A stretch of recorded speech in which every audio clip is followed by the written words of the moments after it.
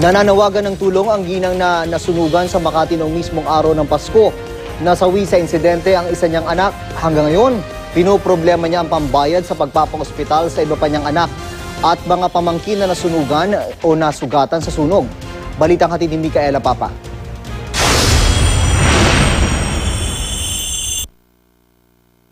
Sabi ko sa mama ko, mama, dyan na lang sa labas patulogin si Nicole. Baka sakaling magkasunog dito sa bahay ni Lolo, mangyari pa kay Nicole. Nangyari na nga eh.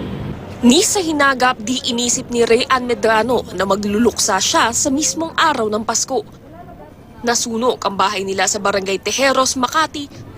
May naiwan kasing kandila sa kwartong tinutulugan nila ng 2 anak at 3 pamangkin.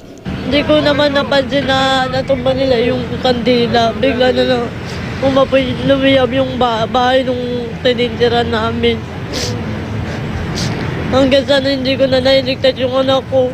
Nang sumiklab ang apoy, nagmamadali siyang lumabas at humingi ng tulong. Naapula ang apoy pero di naisalba lahat ng mga bata. Yun na, nangingi na siya ng saklolo na sunog.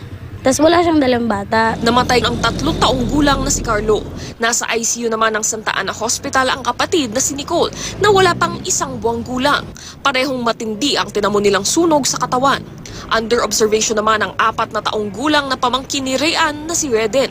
Habang nailabas na sa ospital ang 14-month-old na si Andrea.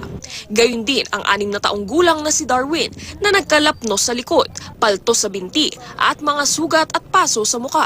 Nasunugan na nga't namatayan. Pinoproblema pa ng pamilya ang gastusin sa ospital. Hindi pa raw kasi dumarating ang sahod ni Rayan na nagde-deliver ng dyaryo. Micaela Papa, GMA News.